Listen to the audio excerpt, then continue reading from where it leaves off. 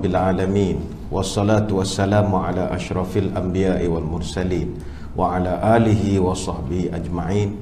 Allahumma akhrijna min zulumatil wahmi wa akrimna binuril fahmi waftah alaina bima'rifatika wa sahal lana abwaba fadlika ya arhamar rahimin. Terima kasih saudara pengacara majlis yang saya hormati, para pegawai, ahli Jawatan Kuasa Surau Putra Al-Amin, tuan-tuan guru, para alim ulama, para habaib muslimin muslimat, hadirin hadirat, tuan-tuan puan-puan, moga-moga dirahmati Allah sekalian. Syukur kehadrat ilahi dengan izin dan ketentuannya sekali lagi dapat kita bertemu pada malam ini. Kali terakhir saya menyampaikan ceramah di masjid ini, di surau ini, kira-kira 117 hari yang lalu, iaitu hari Isnin 12 hari bulan Jun tahun 2017 jam 9.30 pagi. Dan saya fikir tuan-tuan pun dah tak ingat dah apa yang saya ceramahkan ketika itu. Macam biasalah ya, kita bincangkan ijaz Al-Quran bersempena dengan seminar Al-Quran, fikir dan zikir. Malam ini kita bersempena dengan program Ijtima' Muharram Hal Ehwal Muslimat ataupun Hemat SPAA 1439 Hijrah. Dan saya diminta untuk menyampaikan satu tajuk yang mudah-mudahan bermanfaat. Ada apa dengan Muharram? Hadirin hadirat sekalian, syukur malam ini jika tidak silap kiraannya kita berada pada tanggal 17 Muharram. Dan Muharram ini kita sedang berada pada salah satu daripada bulan yang dimuliakan oleh Allah. Muharram dia bukan calang-calang bulan. Allah jadikan dia sebagai salah satu daripada 4 bulan yang dia punya martabat lebih tinggi dari bulan yang lain.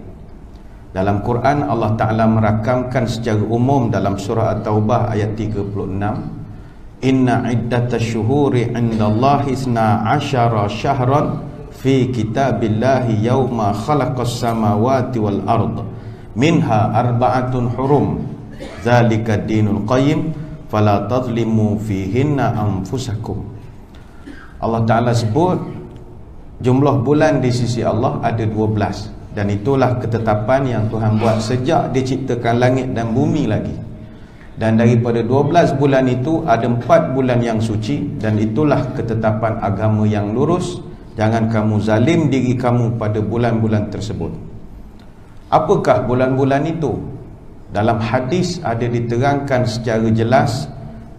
Seorang sahabat nama Abu Bakrah radhiyallahu anhu, dia pernah dengar Nabi berpesan, As-sanatu 12 syahran minha arba'atun hurum.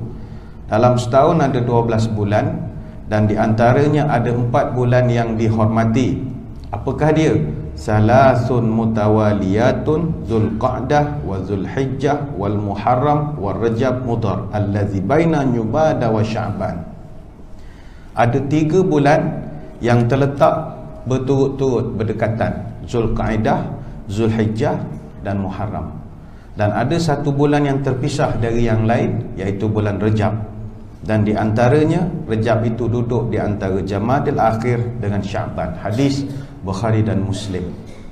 Jadi inilah bulan yang sedang kita lalui sekarang, bulan Muharram ini. Kata Abu Amru Ibnu Al-A'la dalam tarikh Dimashq, bulan ini dinamakan bulan Muharram kerana pada bulan Muharram diharamkan peperangan. Artinya diharamkan jihad. Sewajarnya bagi orang yang nak berjihad, Muharram perlu dikecualikan daripada senarai peperangan mereka. Tapi kata ulama pula, bayangkanlah kalau jihad yang merupakan sebahagian daripada esensi utama dalam Islam tak dibenarkan buat bulan Muharram, apatah lagi benda-benda yang tak elok. Jihad tak boleh, benda jahat lagilah tak bolehnya. Apa juga niat jahat nak buat bulan ni, elok diketepikan dulu, tangguhlah, tak payah buat terus lagi bagus.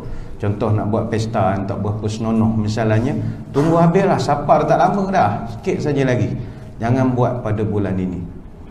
Bulan Muharram ini juga keistimewaan dia adalah dia ni disifatkan sebagai bulan Allah. Itu keistimewaan dia. Semua 12 bulan memang ciptaan Allah Ta'ala, tapi bulan Muharram dia dapat satu gelaran khusus, Syahrullah, bulan Allah. Dan yang meletakkan nama tu Nabi sendiri. Dalam hadis daripada Abu Hurairah, Nabi pernah menyebut afdalus siyam ba'da Ramadan syahrullah al-Muharram. Puasa paling afdal selepas puasa Ramadan adalah puasa bulan Allah, iaitu Muharram, kata Nabi. Jadi bulan ini dia punya nama pun, kata As-Suyuti dalam syarah Suyuti ala Sahih Muslim, syahrullah ini atau bulan Allah ini dia jadi istimewa sebab bulan-bulan yang lain, 11 bulan yang lain termasuklah Ramadan ke Rejab ke apa Syaban, semua bulan-bulan tersebut namanya telah wujud sejak zaman jahiliah lagi.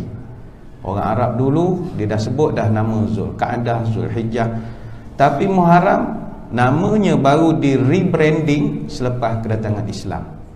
Bulan yang lain dah lama wujud. Sebab itu bulan Muharram sebelum daripada Islam datang, namanya disebut dengan gelaran Safar Awal sebelum daripada itu. Bila masuk saja Islam, syariat diperkenalkan, ditukar kepada bulan Muharram. Ada juga setengahnya menyebut Syahrullah Al-Asam, bulan Allah yang sunyi. Kerana kebiasaannya bulan Muharram tidak ada sebarang konflik ataupun riak-riak pertelingkahan pun sepanjang bulan Muharram ini.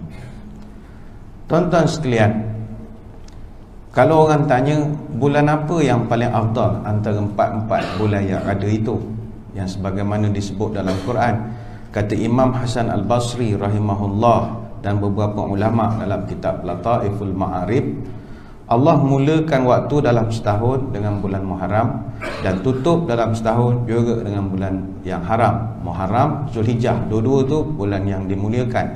Tidak adalah bulan dalam setahun yang lebih agung di sisi Allah selepas Ramadan melainkan Muharram, kata Hasan Al-Basri.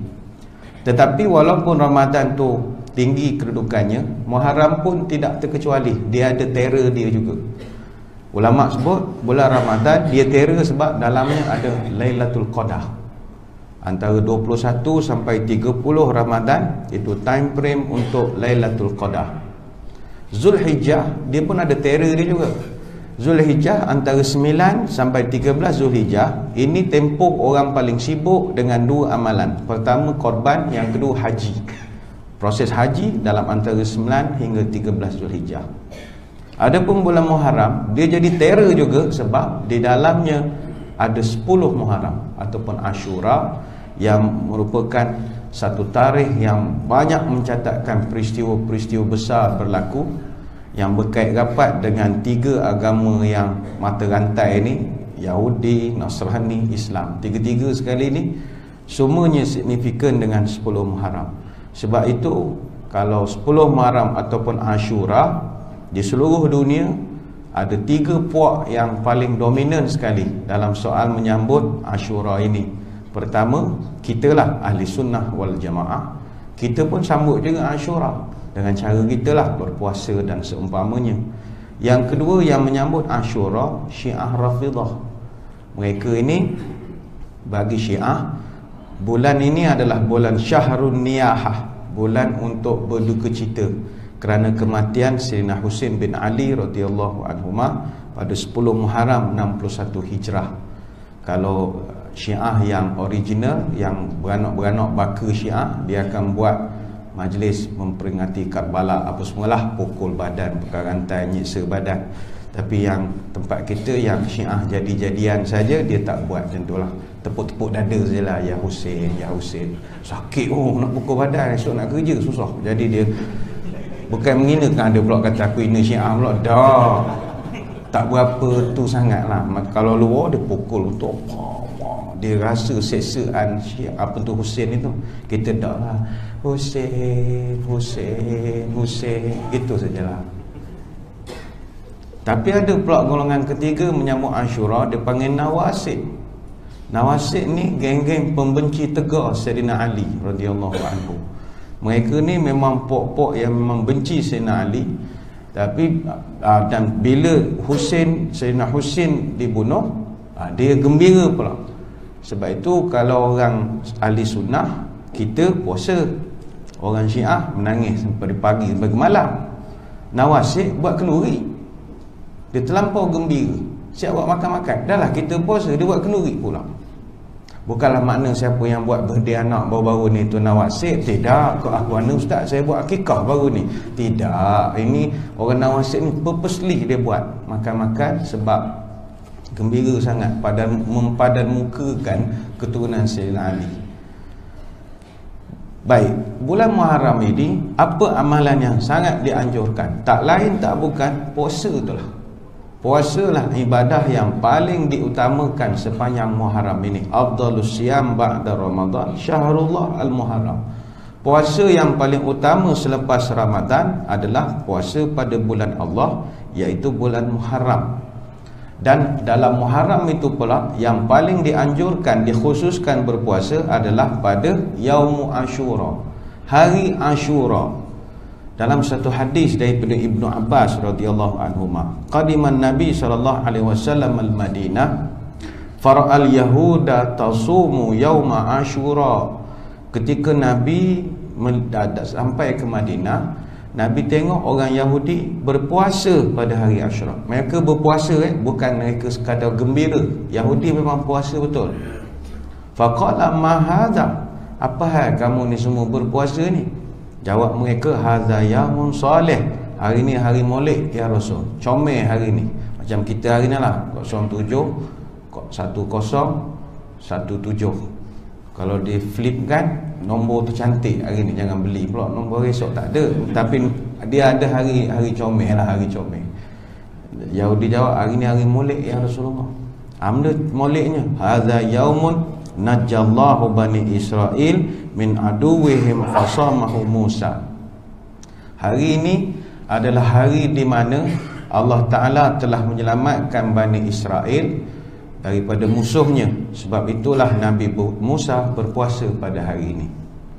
Ada beberapa pelajaran daripada hadis ini. Pertama, Nabi tidak menafikan cerita Yahudi itu. Maknanya memang benar 10 Muharram berlaku pembebasan orang-orang Yahudi. Sebab kalau tak betul, Nabi pangkah situ dah. Pandai sangat awak kata hari ni. Mana awak tahu hari ni? Kami memang turun-temurun, jangan nak menipu. Tak, Nabi diam saja. Maka diamnya Nabi itu betul lah cerita itu. Itu satu. Yang kedua, dibahaskan apa yang Yahudi sambut sebenarnya.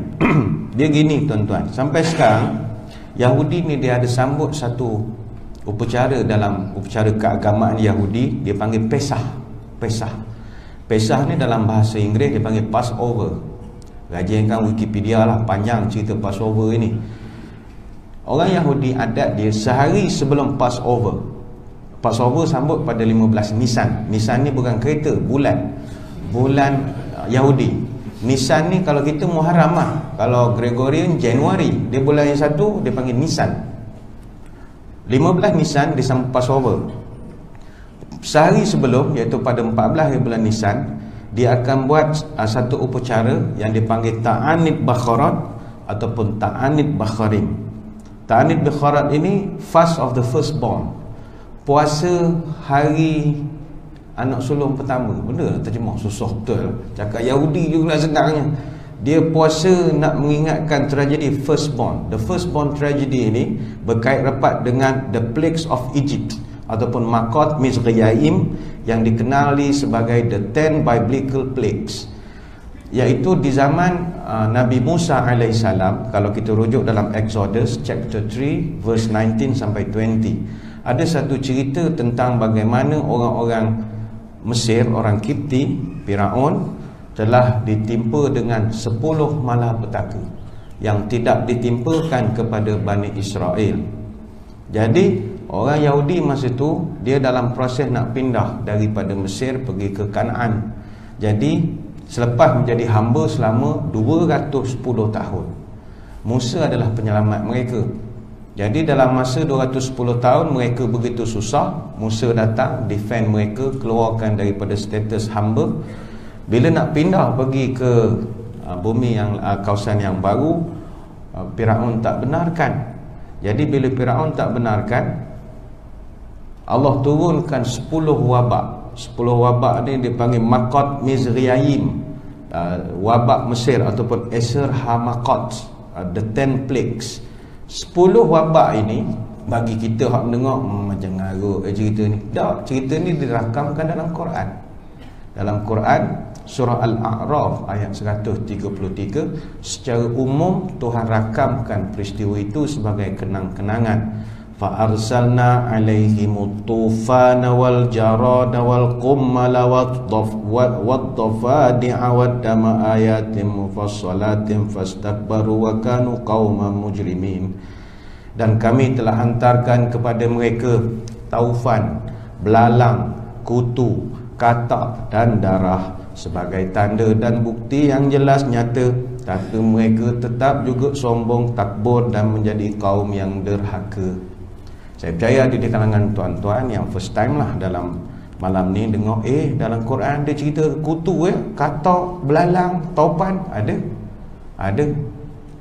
Cerita ini dalam Taurat ada dijelaskan. Sebab saya dah sebutkan tadi, 3 agama ni mata rantai yang saling sama saja syariatnya: Israel, Nasrani, Muslim. Jadi kita tiga-tiga. Lepas tu kita dengan Nabi Sulaiman kita tak ada masalah. Kalau tuan-tuan tulis depan surau SPA ni, we love Jesus because we Muslim, tak salah pun. Buat satu iklan tulis, we love Jesus because we are Muslim. Jatuh nak akidah. Tak tahu. Sebab kita dengan Nabi lain mata rantai. Masalah agama lain je tak nak love Nabi kita. Tu je engkau ada masalah. Kita orang tak ada masalah cinta Nabi-Nabi yang lain. We love Solomon, we love Moses ke, tak ada masalah. Jadi Taurat dia ada mendetailkan cerita tersebut, iaitu ada 10 bala Tuhan turun. Pertama Dam.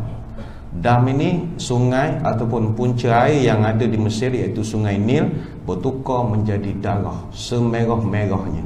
Yang ini disebutkan dalam Exodus chapter 7 verse 14 sampai 25. Yang kedua, turunnya satu bala dipanggil Sfardia.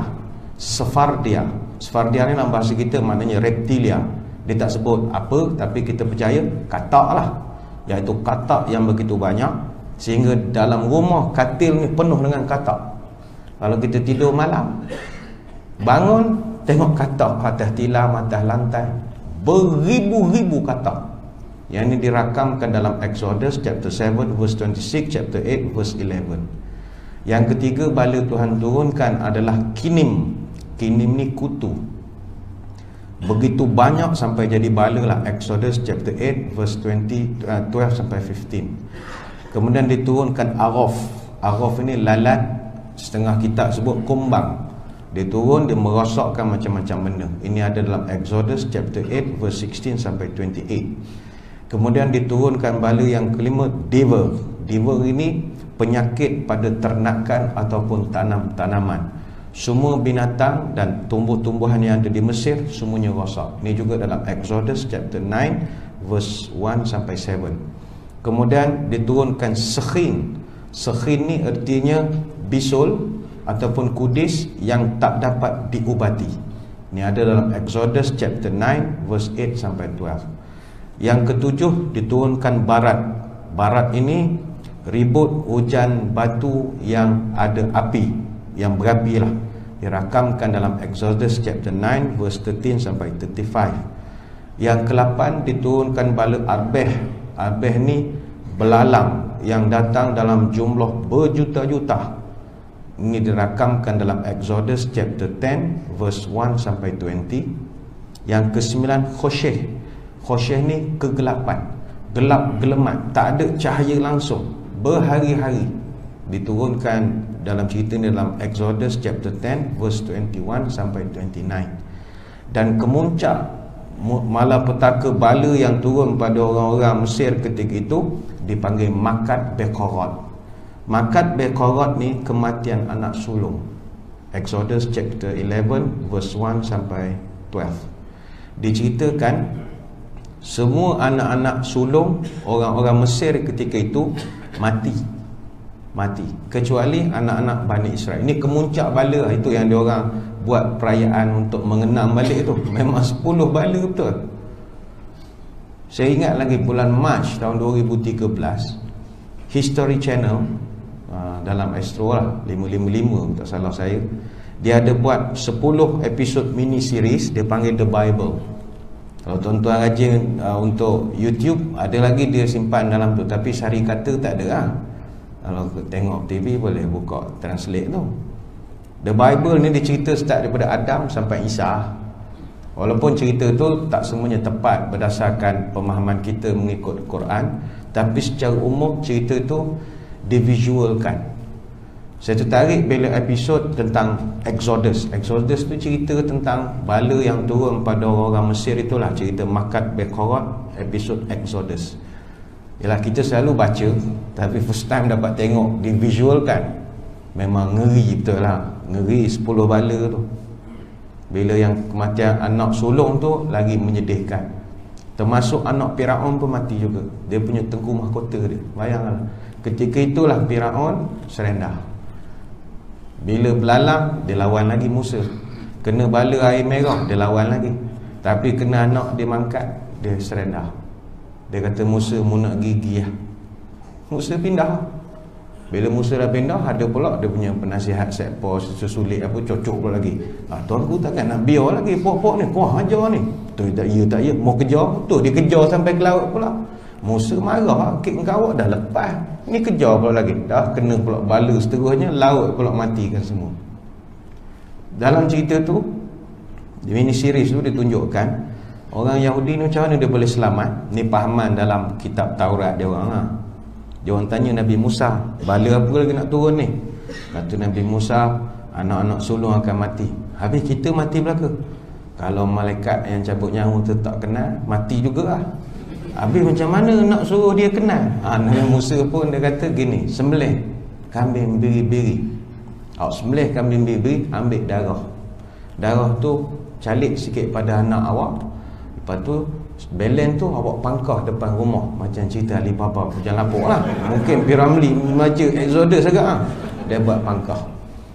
Jadi malaikat tu zoom, lalu kampung Yahudi, tengok banyak pangkah, jangan usir lah.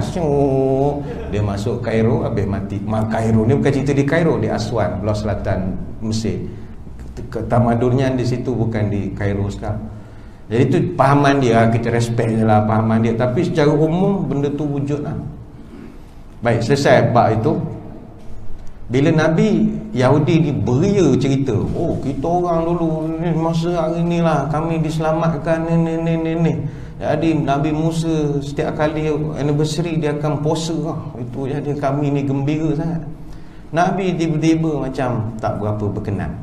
Lantas dia pun kata, fa ana ahakun bi Musa minkum fasamahu wa amara bisiyamih. Kata Nabi, sedap sangat awak macam gembira tak tentu arah. Kawan ni lagi rapat dengan Nabi Musa, kami ni lagi gini dengan Nabi Musa. Apa cerita? Kita puasa juga. Semua-semua puasa belaka. Nabi pun ajak sahabat puasa juga. Sebab Yahudi macam sangat. Dia rasa Nabi Musa tu hak dia.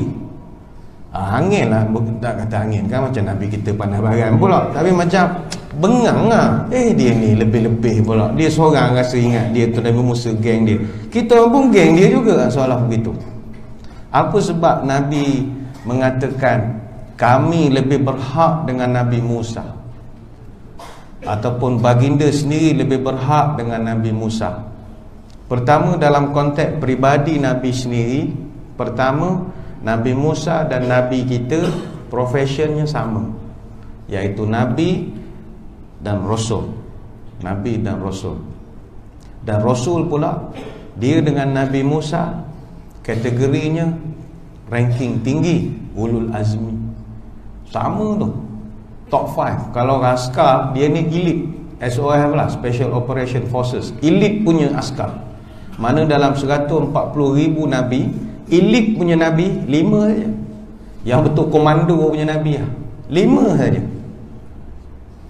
Orang bahas kan, ulul azmi ni siapa yang bagi istilah ustaz? Ke suka-suka hati je letakkan istilah ulul azmi ni. Dia ulul azmi ni Allah rakamkan istilahnya secara umum dalam Quran.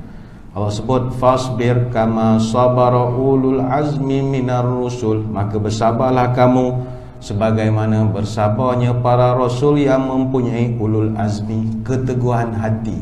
Azmi ini keazaman, determination, orang yang ada keazaman tinggi. Allah sebut dalam surah Al-Ahqaf ayat 35 kalimat ulul azmi. Maka timbullah perbahasan, perbincangan para ulama, siapa ulul azmi? Kalau ikut pandangan Ibnu Abbas, Mujahid, Qatadah, Ibn Kasir, Al-Qurtubi, Al-Baghawi, Asy-Shinqiti dan ramai ulama yang kanan-kanan, ulul azmi itu ada 5 orang. Nuh, Ibrahim, Musa, Isa dan Muhammad alaihimussalatu wassalam. Ini 5 paling elit sekali lah. Dulu time sekolah bila nak exam kita hafal ulul azmi, kita buat mimin ya, mimin lah, Musa, Isa, Musa, Ibrahim, Nuh, gitu lah, terbalik nyanyi jawab sudah lah dapat markah dah. Kalau ikut susunnya kena Nuh, Ibrahim, Musa, Isa baru Nabi kita. Sebab apa ulama ni kumpulkan 5 nama ni saja, mana Nabi yang lain? Mereka berhujah dengan beberapa dalil, beberapa firman Allah yang berbeza-beza. Antaranya wa idza akhazna minan nabiyyin mitsaqahum wa minka wa min nuhin wa ibrahim wa musa wa isa ibn maryam wa akhazna minhum mitsaqan ghalidha. Allah Ta'ala peringatkan, ingatlah ketika aku mengambil perjanjian dari beberapa nabi, dari engkau wahai Muhammad, dari Nuh, Ibrahim, Musa dan Isa, dan kami mengambil mereka perjanjian yang teguh. Surah Al-Ahzab ayat 7. Jadi bila Tuhan petik 5 nama ini, ulama pun dah tengok Quran, banyak kali petik 5 nama ini, jadi dia orang mengatakan memang inilah ulul azmi. Jadi Nabi kita ialah profession sama, unit sama, department sama. Mau tak rasa bengang lah orang jabatan lain pula sibuk, aku sama dia jabatan pun tak sibuk macam ni. Yang kedua dari segi profession, Nabi Musa juga pengembala kambing sama macam Nabi. Sama, exactly pengembala kambing. Dan Nabi Musa ni lebih otai lagi lah dalam bab pengembala kambing. Nabi kita tak selegend dia sangat. Sebab itu Nabi pernah sebut dalam satu hadis, ma ba'atsallahu nabiyyan ila ra'al ghanam.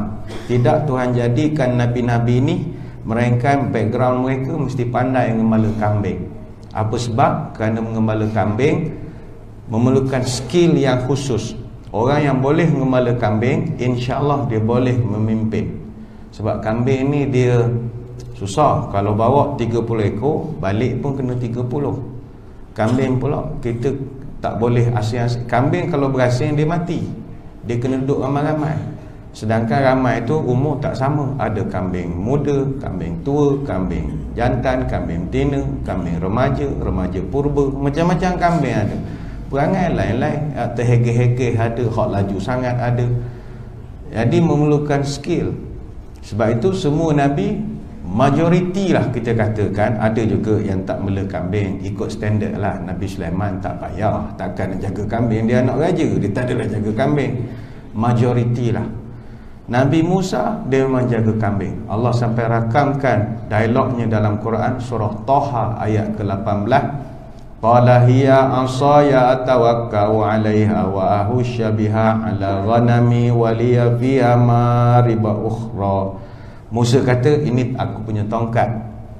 Aku bertompang pada tongkatku ini, dan aku pukul daun-daun untuk dijadikan makanan kepada kambing-kambingku. Nabi Musa memang pure jadi gembala kambing.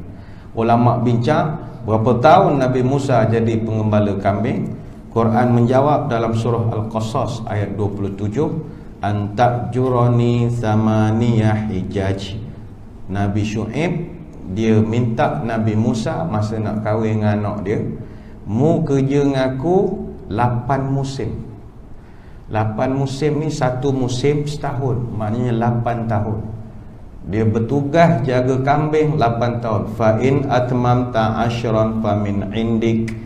Syekh kata kalau mau ekstra lagi 2 tahun, bonus lah untuk aku, untuk engkau. Jadi antara 8 hingga 10 tahun Nabi Musa jaga kambing. Memang terror betul lah. Jadi itu sebab Nabi kita macam angin je rasa bila Yahudi ni macam sedap sangat Musa rapat dengan kau. Ni kata ni, aku gembala kambing sama dengan dia. Dia ni juga ulul azmi sama dengan aku. Dia ada sense of belonging lah dengan Nabi Musa alaihissalam. Dalam konteks kita umat Nabi pula, kita dengan Nabi Musa ni, apa jasa Nabi Musa paling besar untuk kita? Kita makan budi dengan Nabi Musa. Jasa Nabi Musa kita paling besar adalah dalam peristiwa Isra wal Mi'raj. Fa nazaltu ila Musa faqala ma farada rabbuka ala ummatika qultu khamsina salatan.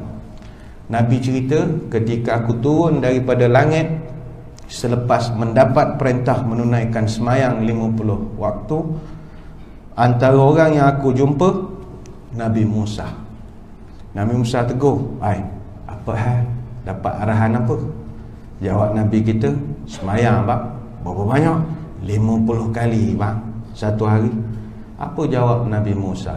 Muhammad, irji' ila rabbik fas'alahul takhfif. Engkau balik semula jumpa Tuhan, minta takhfif. Takhfif ni diskaun. Kau minta kurang. Kau jangan angguk je, minta kurang sikit. Fa inna ummataka la yutiquna zalika. Sebab aku punya jangkaan umat engkau tak akan mampu nak buat. Confirm tak mampu, kata Nabi Musa. Sebab kata dia fa inni qad balautu bani Israel wa khabartuhum. Sebab aku sendiri pernah cuba nak buat benda ni kepada mereka, tapi mereka pun tak daya juga nak buat banyak-banyak. Maka kata Nabi, faraja'tu ila rabbi faqultu ya rabbi khaffif ala ummati fahatta anni khamsan. Jadi Nabi pun naiklah semula jumpa dengan Tuhan. Tuhan kurangkan 5. Datang pula faraja'tu ila Musa faqultu hatta ala anni khamsan. Dan Musa kata banyak, kurang lagi. Maka kata Nabi, kerja aku naik turun, naik turun, naik turun, naik turun. Falam azal arji' baina rabbi tabaraka wa ta'ala wa baina Musa alaihissalam. Kerja aku hari tu kulu kili. Bila balik Tuhan kurang 30. Jumpa Musa kata minta lagi kurang, banyak 30. Naik semula turun 25, turun Musa banyak, kurang lagi, ngek sampai tinggal 5. Turun tinggal 5. Nabi Musa tanya, Pak, berapa dapat? Tinggal 5 bang. 5? Banyak, minta setahun sekali je. Agakkan kita. Sebab Nabi Musa suruh diskaun lagi. 5 taruk pedoh je, minta kurang lagi. Seminggu sekali ke setahun sekali, itu okey sikit. Macam haji ya, kita pergi sekali begitu je, kan sedap, lain sikit. Nabi kita kata, malulah bang, pada 50 kurang-kurang tinggal 5. Ni pun 5 ni Tuhan sebut kalau buat pahalanya Tuhan beri sama macam 50. Takkan saya minta kurang, tak kerti bahasa, seolah-olah begitulah.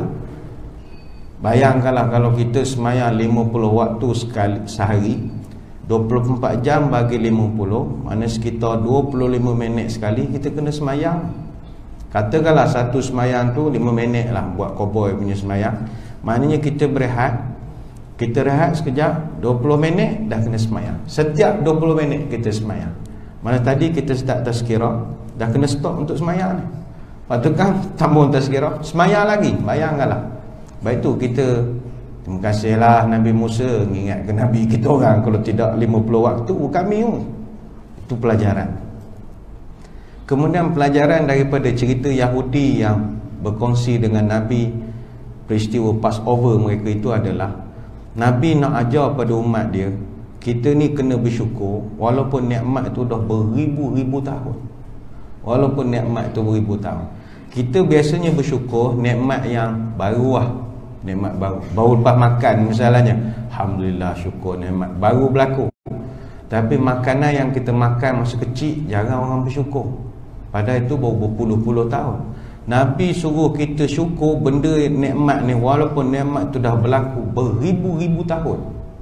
Bayangkan Nabi Musa dengan Nabi kita jarak masanya begitu jauh sekali. Kalau kronologinya Nabi Adam hingga Nabi Nuh 1200 tahun. Antara Nuh hingga Ibrahim 2240 tahun. Antara Ibrahim dengan Nabi Musa 900 tahun. Antara Musa dengan Nabi Isa 1900 tahun. Antara Nabi Isa ke Nabi kita 620 tahun. Tapi walaupun gap masanya panjang, tapi nikmat itu tetap kita kena syukuri.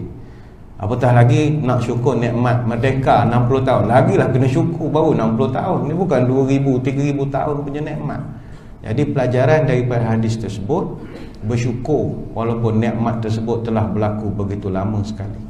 Hadirin hadirat sekalian, inilah riwayat yang menjadikan Ashura ini begitu mustahak sekali untuk kita memperingati. Dan para sahabat, termasuklah baginda Nabi sendiri, memberi perhatian yang sangat besar kepada Ashura ini. Sehingga kata Ibnu Abbas, aku tak pernah menengok Nabi berusaha keras untuk nak berpuasa melebihi hari Ashura ini. Sebagaimana hadis dari riwayat Bukhari Muslim, aku tak pernah ma ra'aitun nabi yataharra siyama yauma fadlahu ala ghairi illa hadzal yaum, yaum Ashura. Aku tak pernah tengok Nabi bersungguh sangat untuk nak berpuasa melainkan pada hari Ashura. Ashura ini dia punya keutamaan dalam Al-Muntaqa. Muntaqa ni syarah Muwatta' Imam Malik, disebutkan puasa Ashura adalah puasa pertama yang hukumnya wajib sebelum turunnya kewajipan puasa Ramadan. Ramadan turun 2 Hijrah, Nabi 1 Hijrah.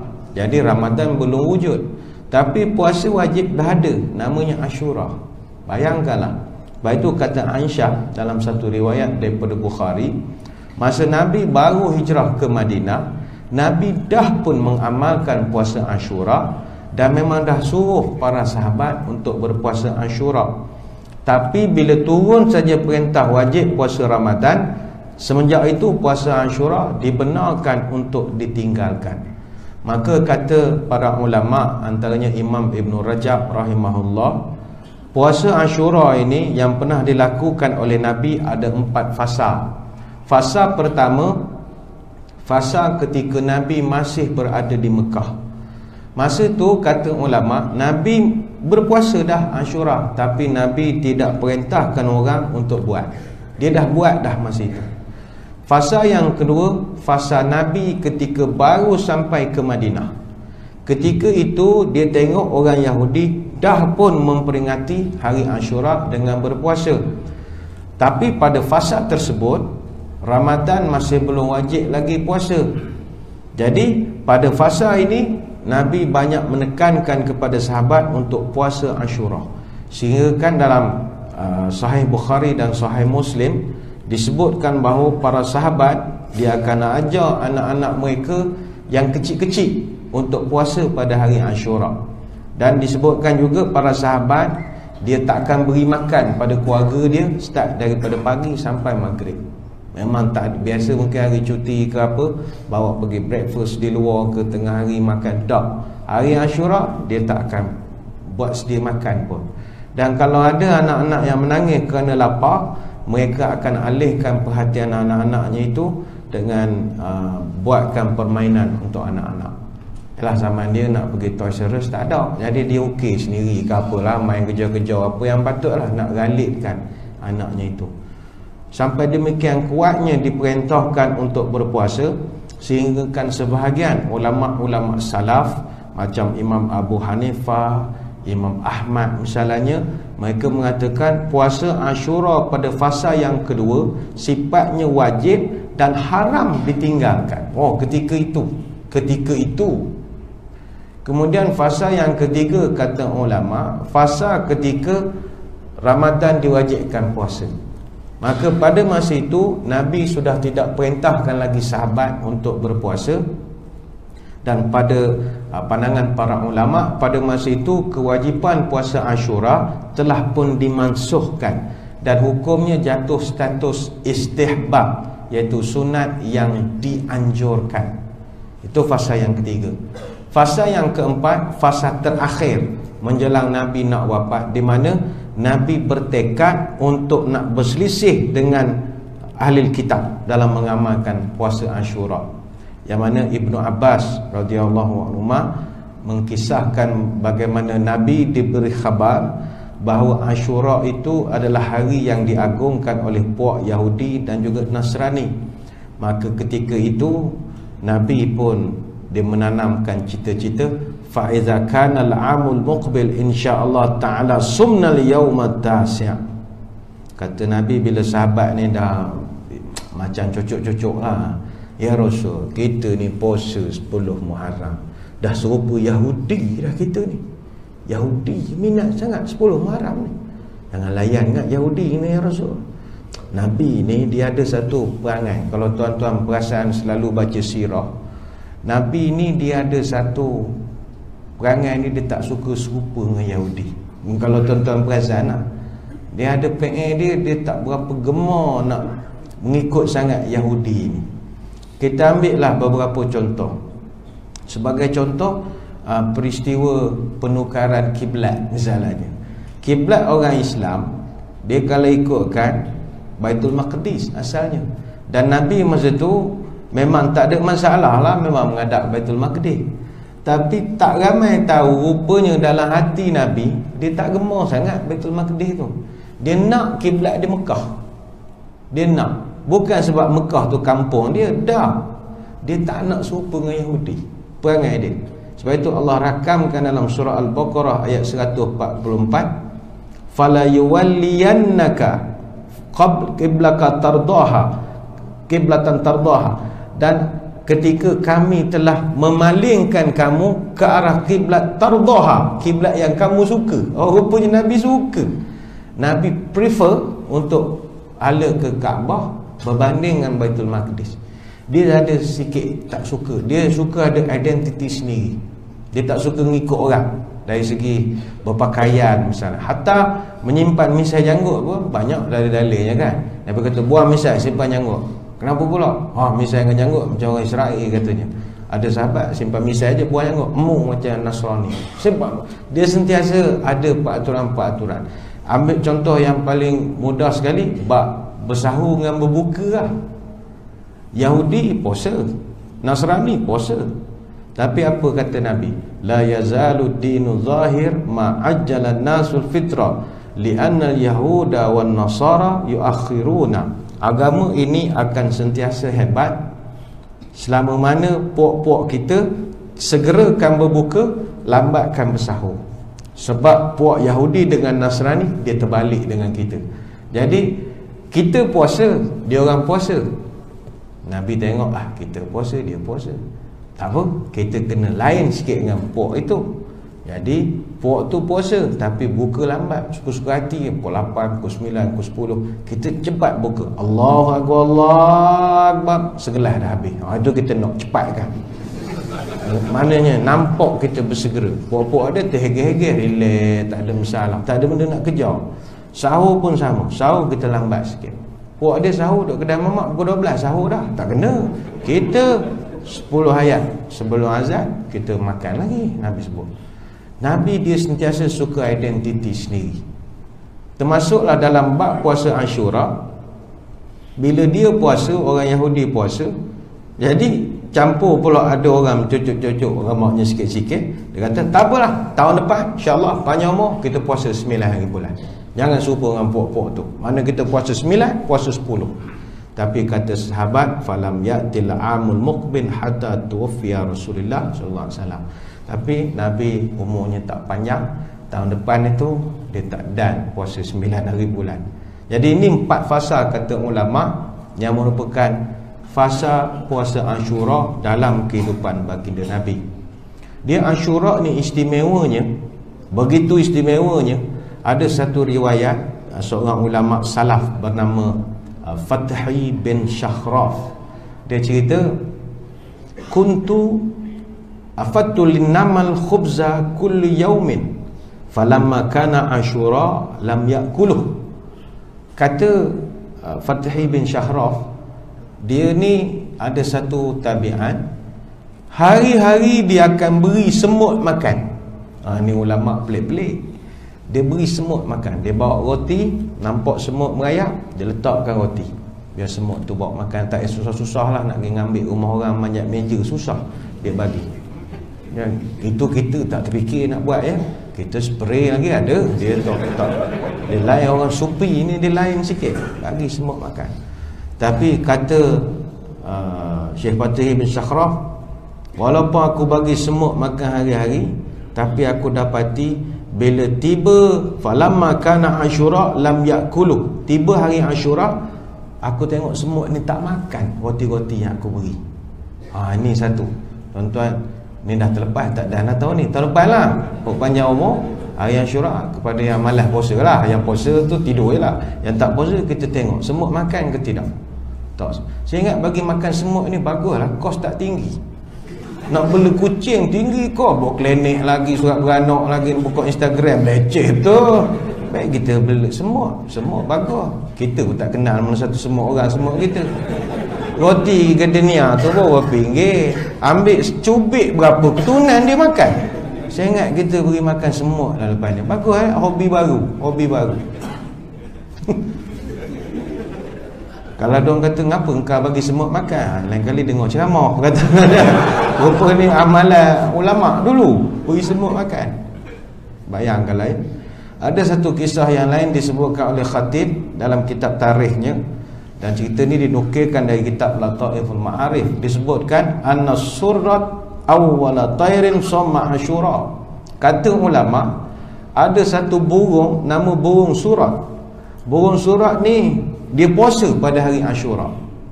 Burung surat ni burung cuckoo shrine kalau dalam bahasa Inggeris lah.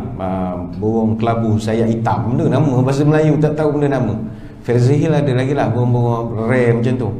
Walaupun kisah ini kita tak tahu sejauh mana dia punya kebenaran, tapi cerita-cerita tentang ulama-ulama salaf menyaksikan kekawanan haiwan yang tidak makan pada hari Ashura kecuali matahari terbenam. Ini adalah cerita yang cukup masyhur, ditulis dan dikisahkan oleh para ulama salaf. Benar ataupun tidak, tak ada kajian empirikal pernah dibuat. Tapi yang bercerita ni bukan pelawak ulama. Yang bercerita-cerita ni, kami dulu pernah tengok burung puasa. Ulama ni pula, kami dulu pernah tengok semut puasa. Yang bercerita tu ulama, kajian tak pernah dibuat, menjadikan cerita-cerita tersebut kekal misteri lah. Cuma kalau nak tahu, buatlah dia punya uji kaji pada tahun-tahun yang mendatang, insya-Allah. Dia puasa Ashura ini, selain daripada benda ni sebab Nabi buat, ganjaran dia itulah yang kita nakkan. Sebab dalam hadis Abu Qatadah, siyamu yaumi Ashura inni ahtasibu 'ala Allah an yukaffir sanatal lati qablahu. Puasa hari Ashura, kata Nabi, aku berharap agar Allah menghapuskan dosa setahun yang lalu. Hadis Tirmizi. Jadi dosa yang setahun boleh diampunkan dengan puasa sehari Ashura. Oh, besarlah ganjaran dia. Tapi kata ulama, puasa yang nak diampunkan, dosa yang nak diampunkan itu adalah dosa yang ringan-ringan sajalah, yang tidak melibatkan hak orang. Itu tak dibenarkan. Maksudnya kalau mengambil hak orang, jangan ingat bila puasa sehari habis semua ampun, dah. Contoh kita datang surau SPA pinya Yasin tak pulang-pulang. Oh, ingatkan puasa Ashura apa dak kena pulang balik Yasin tu dulu. Lagi tak pulang lagi itulah tak diampunkan. Yang ni dosa-dosa hak kita pun tak berapa nak buat tapi terbuat masalahnya. Contohnya nengok benda tak senonoh, bukan nak tengok sangat. Macam ni tengok Facebook apa semua ni Kadang tu Facebook ni bukan semua senonoh. Kita tengok surau ni, surau sana, bawah kan iklan. Ingin ramping pinggang, gambar bergerak-gerak. Dia tulis sponsor situ kan. Bukan kita nak tengok, dia selit macam mana tak tahu. Sponsor, advertisement. Kita tolak nak pergi slide ke bawah, terpicit pula dah. Keluar 6 window buk dalam telefon. Ingin kurus, ingin ni, perut tu goyang. Jadi kita ni bukan nak menengok perut orang puan sangat. Dia keluar iklan begitu. Itu tak sengaja dia. Jadi istighfar, minta ampun, puasa Ashura, burn semua. Itu yang kita nak. Cuma peringatan bagi kita yang nak melakukan Ashura ni dah terlepas tak adalah. Kalau tahun-tahun yang mendatang, eloklah kita berpuasa jangan pada 10 Muharram semata-mata atau Ashura semata-mata. Sebab kita ini nak berbeza dengan Yahudi. Kata Ibn Abbas, sumut tasi' wal ashir wa khaliful yahud. Puasalah pada 9 dan pada 10 Muharram supaya kita berbeza dengan orang Yahudi. Bagaimana kita sebutkan tadi, Nabi dia memang ada kecenderungan, dia tak berapa suka kalau kita ini serupa dengan pok-pok lain. Kita biar ada identiti kita sendiri. Justru ulama simpulkan ada 3 tingkatan orang puasa Ashura. Yang paling sempurna sekali orang yang puasa 3 hari. Ini paling perfect, iaitu puasa 10 Muharram Ashura, kemudian ditambah sehari sebelum dia 9, dan sesudah dia 11. Jadi puasa 9, 10, 11. Ini ranking nombor 1 lah. Yang kedua, puasa 2 hari saja, 9 dan juga 10. Inilah yang paling banyak disebutkan di dalam hadis-hadis. Level yang ketiga, puasa 10 saja pun tak ada masalah. Level yang keempat, tak puasa langsung pun tak ada masalah. Sebab memang tak puasa pun tak apa, tak ada masalah. Inna Ashura yaumun min ayamillah, faman syaa shamahu wa man syaa tarakahu. Hadis Muslim. Hadis riwayat Imam Muslim, kata Nabi, hari Ashura adalah hari-hari Allah, hari istimewa. Siapa yang mau, berpuasalah. Siapa tak mau, tak puasa, tak ada masalah, kata Nabi. Sebab dia istihbab, sunat yang dituntut. Sunat tetap hukumnya sunat. Tapi kalau kita sunat ni, jangan pegang kaedah yang biasa tradisional kita pegang. Sunat ni artinya buat dapat pahala, tak buat tak apa. Sifat tu kita kena buang. Dah tak boleh dah pegang kaedah itu. Kalau kita pegang takrifan sunat, buat dapat pahala, tak buat tak apa, saya ingat sampai bila-bila kita tak buat amalan sunat, kita jadi tak kisah. Contoh, lepas sembahyang suruh zikir, apa tak berzikir? Sunat kan, buat dapat pahala, tak buat tak apa. Tak apalah, tak ada masalah. Lepas sembahyang tak baca Quran, apa kata baca Quran? Lah, bukan wajib, benda sunat. Baca pahala, tak baca, benda masalahnya. Selagi kita pegang kaedah tu, kita takkan beramal. Jadi kita tukar. Sunat ni adalah buat dapat pahala, tak buat rugi. Baru dia ada semangat sikit. Macam baru ni Muharram 10 Ashura, 10 Muharram Ashura. Siapa yang puasa baru ni dapat pahala, yang tak puasa rugi. Orang yang pegang takrifan rugi, dia akan ralat. Alah, ngapalah aku tak buat. Sebab tak ada jaminan pun tahun depan jumpa lagi. Tak ada garanti langsung. Tak ada garanti. Jadi orang yang sentiasa pegang kaedah sunat ni buat dapat pahala, tak buat rugi, dia jadi semangat nak beramal. Tengok Quran, malas lah baca. Tapi bila teringat, tak baca rugi. Baca sekejap, dia jadi semangat. Dia pegang takrif tu. Dia sunat ni memang, apa juga amalan sunat, kita pegang takrif itu.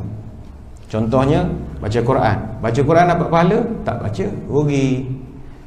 Iktikaf masjid, iktikaf dapat pahala, tak iktikaf rugi. Apa lagi? Poligami, sunat. Poligami dapat pahala, tak poligami rugi. Itulah rugi je. Dia tak berdosa, rugi je lah.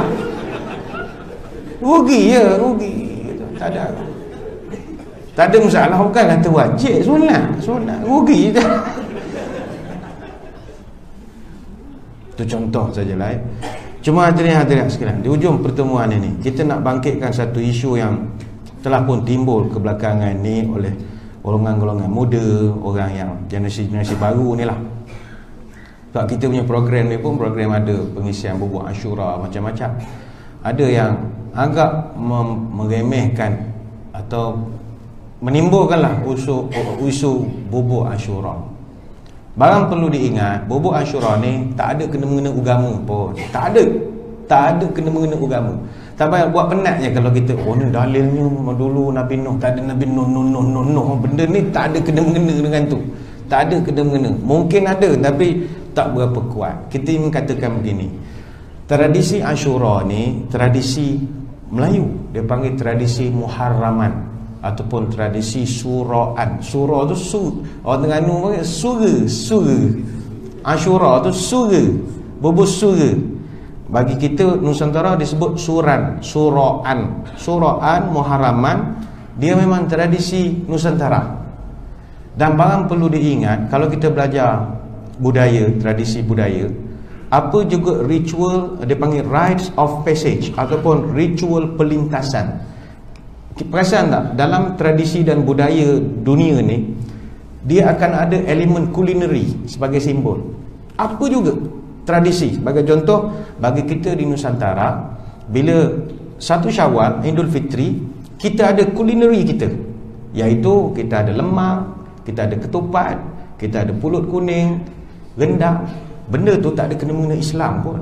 Janganlah nanti lagi 50 tahun entah mana punya ustaz ceramah pula ini ketupat ni sebenarnya bagaimana Nabi SAW. Dia memang makanan di zaman Nabi Ibrahim. Wah ni ingat kot. Tak ada kena-mengena, tak ada. Dia hanya wujud dalam bentuk tradisi. Kalau tak ada pun tak apa, tapi dah rapat. Saya ingat moden macam mana pun orang Melayu dia tetap buat ketupat dan lemang jugalah. Saya ingat lagi 10 tahun, 20 tahun bukan kekal. Orang duduk luar negara, duduk luar negara cekok putih siang malam dah orang kita ni. Ketupat semacam. Dia tak nak cheesecake hari raya. Dia mesti, sebab tu ritual passage dia macam rites of passage, tak boleh nak ubah. Sama juga bangsa lain, orang Cina, masyarakat Tionghoa, kawan-kawan kita.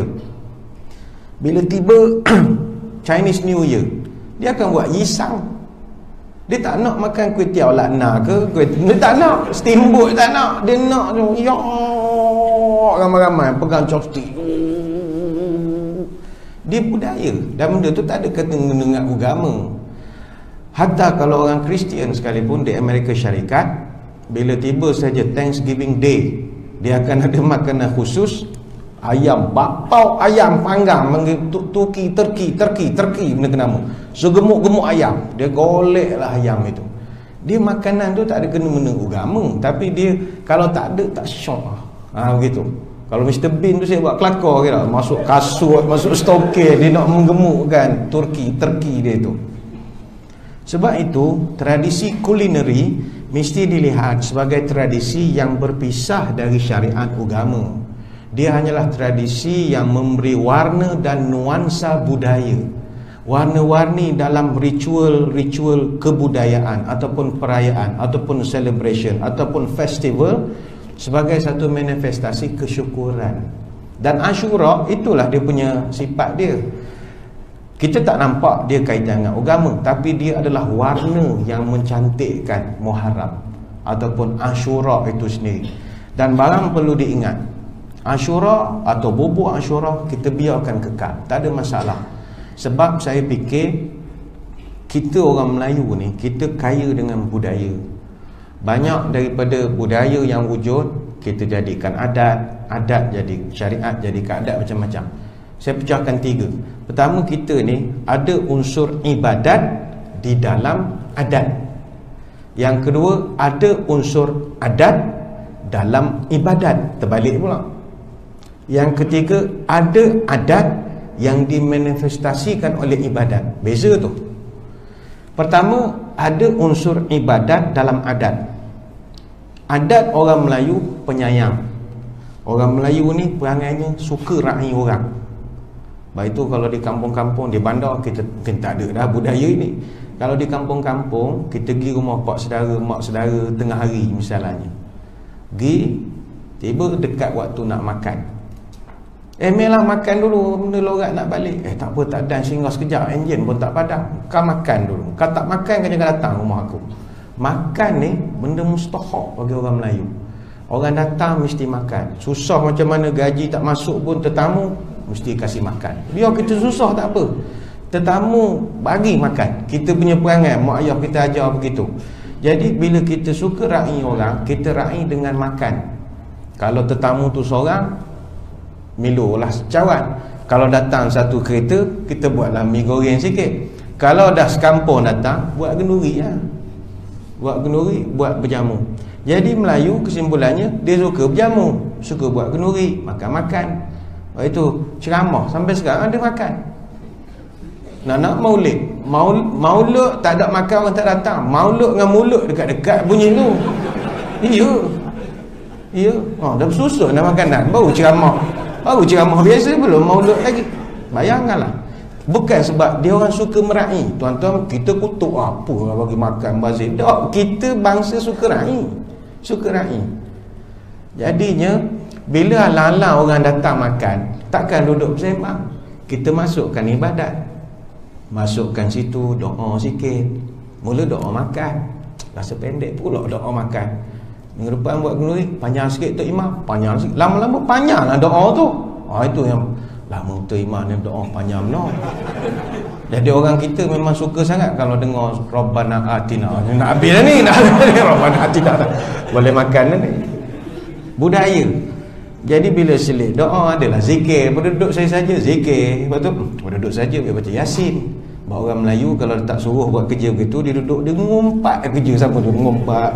Baiklah, bagi dia Quran suruh dia baca Yasin lah. Paling pemalas kita ni Yasin okey lah 83. Kena Baqarah banyak sangat baca Yasin. Yang kedua, ada unsur adat dalam ibadat. Contoh, baca Quran ibadat, tapi no such thing khatam Quran. Mana ada orang boleh khatam Quran? Quran ni kena baca sampai mati. Mana boleh berhenti? Awak bila khatam Quran dah jam 6. Lepas tu tak baca dah? Tak baca, dah khatam, tak baca buat apa? Sebab bagi dia dah khatam Quran lah. No, Quran ni baca sampai bila-bila kan. Cuma bagi kita, kita adakan ritual menghatamkan Quran sebagai simbolik anak dara kita dah layak jadi isteri orang. Semalam nak nikah, siang khatam Quran dulu. Baca ni daripada Izajah sampai kurang Zubainah, baca khatam Quran. Dan bila khatam, si ada makan-makan, makan tak boleh lari ya. Ajak orang makan pulut kuning, syukur ustaz tu bagi kain sepasang, suka khatam Quran. Lepas tu sampai sudah tak baca Quran, dah khatam katanya. Kalau main nak buat sekali khatam majlis, pensan Imam Syafi'i. Dia bulan Ramadan berapa puluh kali khatam dalam bulan Ramadan sekali. Bengkrak gaji dia nak buat kenduri tiap-tiap kali khatam. Jadi contoh yang lain, berkhatam, bersunat. Sunat itu ibadat, tapi orang Melayu dia tak nak buat cara tak ada majlis ni, dia tak suka. Baik tu orang Arab apa, anak lelaki lahir terus sunat je. Sunat terus. Orang kita dah jam 6 baru sunat kan anak tu. Kalau timbang kat 0,5 kilo dah saya ingat. Banyak. Besar dah budak tu baru nak disunat. Sebab dia nak ada ritual. Ada pikul atas tandu. Saya ingat sekarang tak ada dah kot. Dulu di kampung bersanding bagai. Oh dah bersanding. Sepupu-sepupu duduk atas pelamin. Pikul dia orang ingat nak menikah pun sunat ya. Suka zaman itu. Lepas tu panggil pula Yang Berhormat, sembung air bomba. Putrajaya dulu kampung rendahan sungai. Benda tu tak ada dalil apa pun. Dia hanyalah adat dalam ibadat. Maksudnya nak marah lebih-lebih, marah sikit-sikit dah ha? Benda tu ibadatnya ada, tapi adat tu kita buatkan. Ada juga adat yang dimanifestasikan oleh ibadat. Bagai contoh, lepas tarawih, orang penat 20 rakaat, geng 08 memanglah pendek aja. Geng 20 dengan bilai, dengan dahaga menyebut fadlan minallah ni'mah lutih. Jadi orang kita kan suka ra'i orang. Habis tarawih buat air, panggil moreh. Moreh kalau kaji mana ada wujud. Kita mandai buat moreh ni. Sebab kita meraih orang penat 20 rakaat. Orang buat 8 jarang buat moreh. Buat kedai banyak pergi buka masa itu. Sekarang 20 lewat. Dulu mamak tak ada 24 jam. Jadi diorang buatkanlah air, kuih-kuih belen buka tadi, beri makan. Tapi sekarang dia buat complicated lah. Ada moreh tu nasi ngapa. Asalnya begitu juga akikah itu ibadat, tapi ada adat yang dimanifestasikan. Contohnya bila nak akikah ada majlis. Majlis tak boleh lari. Dia buat berjanji, dia buat potong jambu. Potong jambu tu pula tahnik tu memang tak ikut peraturan lah. Peraturannya dalam within 7 days. Budak tu lahir dalam 7 hari berikan tahnik. Dia dah budak tu dah sebulan dah kan tu.